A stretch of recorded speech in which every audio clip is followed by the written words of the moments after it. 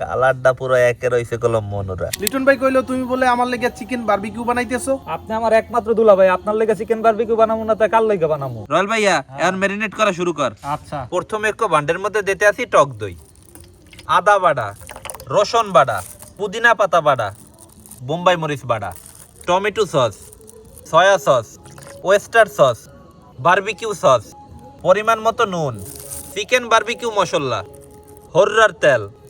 এখন সব মশলা একলগে মেয়াইতে হইবে। মশলা মেয়াইনে হয়ে গেছে, এখন মুরার গোস্তটি মশলা দিয়ে মাখতে হইবে। মেরিনেট করা মুরার গোস্তটি এখন 1 ঘন্টা রেস্টে রাখমু। প্রায় 2 ঘন্টার মতো হয়ে গেছে। একুলে রয়্যাল ভাইয়া কয়লা বানাইতে আছে।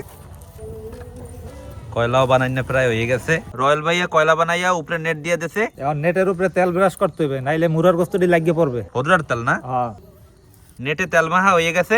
এখন মেরিনেট করা মুরার গোস্তটি দিয়ে দেবো। চিকেন বারবিকিউ আজকে কলম মজা করে খামু মনুরা। পাংখা দিয়ে হালকা হালকা বাতাস করা হইতেছে। রবিন উল্টানের টাইম হয়ে গেছে, হেলিকে ব্রাশ করতে হবে এখন। আচ্ছা ঠিক আছে, এখন হইছে উল্ডাইনার পালা। ওরা লেগ পিস তোরই তো আজকে খামু। চিকেন বারবিকিউ কলম প্রথম খোলা হয়ে গেছে। কালারটা পুরো একের হইছে কলম মনুরা। চিকেন বারবিকিউ রেডি হয়ে গেছে। একুলে আমার ওস্তাদেরাও কলম খাওয়ার পানে রেডি হয়ে গেছে। রয়্যাল ভাইয়া আর বার চাইস না বেটা, এখন তুই খাওয়ান দাওয়ান বাড়িয়ে দে। লিটন ভাই দিয়ে শুরু করি। বিসমিল্লাহ। লাও সবাই শুরু করি। বিসমিল্লাহ বিসমিল্লাহ। রয়্যাল একবার রয়্যালের মতো হইছে। রয়্যাল মানে আগুন। আসলে ভাই রাতে জাদু আছে মনে হয়।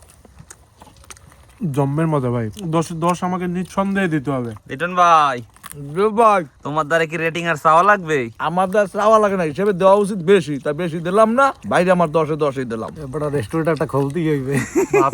অনুভূতি দিয়ে অনুভূতা হয়ে গেছে।